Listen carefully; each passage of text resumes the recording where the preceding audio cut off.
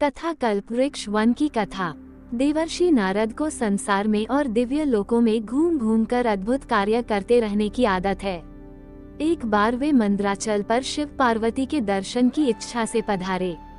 महर्षि नारद बिना पूछे ही भगवती पार्वती से बोले, आज अमरावती में शची ने इंद्र को कल्पवृक्ष से बांधकर मुझे दान में दिया है।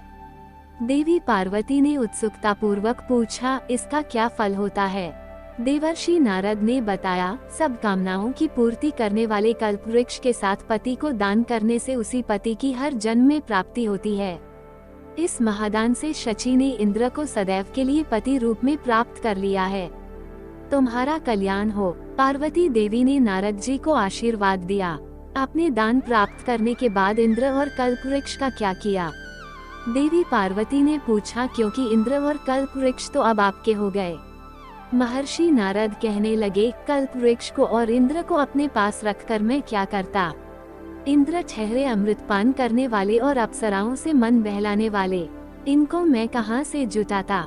कल्पवृक्ष भी मेरे किसी मतलब की नहीं है, क्योंकि मैं एक स्थान पर तो अधिक दिन ठहरता ही नहीं। कल्पवृक्ष केवल अर्थ, धर्म, काम दे सकता है। ये चीजें मेरे किसी काम की नहीं। यदि कभी आवश्यकता पड़ी भी तो मैं जानता हूँ कि इसी चीजों को आप मुझे देने में तनिक भी हिचकिचाएगी नहीं। इसलिए कल्पवृक्ष और इंद्र दोनों को मैंने इंद्राणी को ही अर्पण कर दिया। अब देवी पार्वती भी सोचने लगी, सचमुच यदि शिवजी मुझे सदा सदा के लिए इस प्रकार के दान से प्राप्त हो जाए तो यह दान उनके लिए भी बहुत महत्वपूर्ण है। देवी पार्वती ने अत्यंत उत्सुक होकर नारद से पूछा, इसका निष्क्रिया? मुझे एकाकी को कोई निष्क्रिया भी क्या देगा? देवर्षि हंसते हुए बोले, शची ने करबद्ध होकर मेरे चरणों में अपना मस्तक टेका। सुरों की अधीश्वरी के द्वारा दिया गया यह प्रमाणित ही मेरे लिए निष्क्रिया है। देवी पार्वती बोली, मैं भी यह महादान करना चाहती हूँ। आप इंद्र से जाकर कहें कि मैं भी कल्पवृक्ष के साथ शिवजी को दान करना चाहती हूँ। आप इंद्र से कल्पवृक्ष को यहाँ ले आएं। देवर्षि नारद ने शिवजी की ओर देखा। शिव ने पार्वती की बात का अनुमोदन कर दिया। नारद जी ने इंद्र को जब यह समाचार सुनाया तो वे बहुत खिन्न हो गए। कुछ क्षण वे मस्तक झुकाए सोचते रहे, फिर बोले, यदि स्वर्ग से कल्पवृक्ष चला गया तो स्वर्ग तो श्रीहीन हो जाएगा। आप भगवान शंकर से जाकर कहें, क्षीर सागर से निकला कल्पवृक्ष उनका उच्छिष्ट है।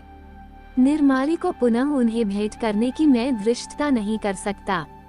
वे मेरी इस विवशता को समझते हुए क्षमा करें। इस प्रकार वे अनेक बहाने बनाकर कल्पवृक्ष को देने में आनाकानी करने लगे।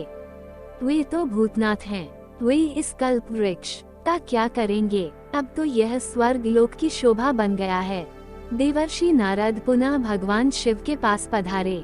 बोले, इंद्र आपसे भयभीत तो है, परंतु कल्पवृक्ष को देना नहीं चाहते। यदि आप कठोरता पूर्वक आदेश देंगे तो वह उसे वरदान देने में विवश हो जाएंगे। भगवान शंकर देवी पार्वती की ओर देखकर हंसे। यदि इंद्र कल्पवृक्ष को नहीं देना चाहते तो वे उसे भयभीत करके वृक्ष को प्राप्त करना नहीं चाहते। मैं यहाँ पर पूरे कल्पवृक्षों का उपवन ही प्रकट कर देता हूँ। नंदन का कल्पवृक्ष केवल त्रिवर्ग दे सकता है। हमारे उपवन का प्रत्येक प्राणियों को परम पुरुषार्थ प्रदान करेगा। देवर्षि नारद बोले, प्रभु, ऐसा करने से तो त्रिलोकी की मर्यादा समाप्त हो जाएगी। इससे तो कल्पवृक्ष का उपवन सब प्राणियों के लिए सुगम हो जाएगा। आप इस उपवन को ऐसी जगह बनाएं जहां देवता भी न पहुंच सकें। कल्पवृक्ष की आवश्यकता तो देवी को भी नहीं है, वे तो केवल कल्पवृक्ष के साथ आपका दान करना चाहती हैं। भगवान शंकर देवर्षि नारद की बात मान गए। उन्होंने अपने तेज से एक विशाल गुफा को प्रकट किया। इस गुफा में अकल्पनीय सुंदर कल्पवृक्षों का बगीचा प्रकट हो गया। इस बगीचे की पहरेदारी शिव के गण करने लगे। देवी पार्वती ने देवर्षि को इस महादान को ग्रहण करने के लिए कहा। देवर्षि नारद बोले, देवी, मैं इस महादान को स्वीकार करने में असमर्थ हूँ, क्योंकि भगवान शिव मेरे अग्रज हैं। अनुज अग्रज का दान स्वीकार नहीं कर सकता। पार्वती बोली, हे नारद जी, आप ब्रह्मलोक में मेरे स्वामी के अग्रज चारों कुमारों को मेरी ओर से प्रार्थना करके यहाँ ले आओ, वे इस दान को स्वीकार कर सकते हैं। देवर्षि ब्रह्मलोक से चारों कुमारों को ले आए। ये चारों कुमार सदा दिगंबर 5 वर्ष की अवस्था के शिशु के रूप में रहते हैं। भगवान शंकर ने उठकर उन्हें पुष्पमाला अर्पित की। पार्वती ने सादर मस्तक झुकाया, अर्घ्य पाद्यादि से इनका पूजन किया। पार्वती बोली, कल्पवृक्ष के साथ शिवजी को दान करने की मेरी इच्छा है, आप इस दान को स्वीकार करें। देवी, ऐसे अनुपम दान को कौन अस्वीकार करेगा? कुमार बोले, ऐसा कोई भी मुनि नहीं मिलेगा जो शिव के चरणों की कामना न करता हो। देवी पार्वती अपने विचारों में निमग्न थीं। उन्होंने कुमारों की वाणी के रहस्य को समझने का प्रयत्न नहीं किया। कुमार स्पष्ट कह रहे थे कि शिव की प्राप्ति प्राणियों का परम सौभाग्य है। उनका अभिप्राय था कि कोई भी उन्हें प्राप्त करके लौटाना स्वीकार नहीं करेगा। देवर्षि ने वीणा बजानी आरंभ कर दी और नाचने लगे। भगवान शिव उठकर एक कल्पवृक्ष के नीचे खड़े हो गए। देवी पार्वती ने उन्हें अपने उत्तरीय से उस वृक्ष से बांध दिया। शंकर भगवान के प्रभाव से वृक्ष इतना छोटा हो गया कल्पवृक्ष का कि वो उनके कंधों तक ही आया। कल्पवृक्ष का कैसा हो गया, इस प्रकार किसी ने ध्यान नहीं दिया। पार्वती जी ने हाथ में जल लेकर संकल्प किया, अनकुमा स्वप्ति शंकर ब्रह्मपुत्राय सनकादि कुमाराय शिवस्य नित्य पत्नीत्व प्राप्त्यर्थे प्रदे। सनत कुमार ने संकल्प का जल अपने हाथ में ले लिया। कुमार ने उत्तरीय से बंधे शिवजी को बंधन मुक्त कर दिया और बोले, महादेव अब आप हमारे हैं, हमारे साथ चलो।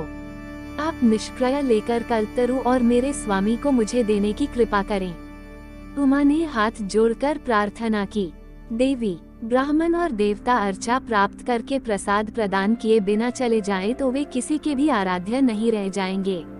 सनंदन ने कहा, अतः आप सुर तरु को अपने पास रखें। इसकी हमें आवश्यकता नहीं है, परंतु शिव हमारे हैं, हमारे साथ चलेंगे। शिव हमारे अभीष्ट देव हैं। क्या? पार्वती जी व्याकुल होकर बोली, आप मेरे स्वामी को अपने साथ ले जाएंगे, उन्हें मुझे वापस नहीं करेंगे। देवर्षि नारद अपने अग्रजों से बोले, आप शिव का क्या करेंगे, आप इन्हें मुक्त कर दें। यह विनोद पार्वती को बहुत व्याकुल कर रहा है। दिगंबर शिव हमारे आगे चलें। कुमार हंसकर बोले, हम शिशु हैं, हमारा नग्नत्व किसी का विनोद का साधन नहीं बन सकता। शिव हमारे साथ दिगंबर होकर चलेंगे तो सबका विनोद होगा। इस विनोद के अवसर को हम छोड़ना नहीं चाहते। आप मुझ पर दया करें, मेरे स्वामी को मुझे दे दें। आप कहें तो मैं सबके सामने इस शरीर को त्याग सकती हूँ, परंतु अपने स्वामी के बिना मैं नहीं रह सकती। सनदन बोले, आप इस शरीर को तो नष्ट कर सकती हैं, परंतु आपका अस्तित्व तो शाश्वत है। शिव भी शाश्वत है, इसलिए शरीर त्याग से कोई अंतर नहीं पड़ेगा।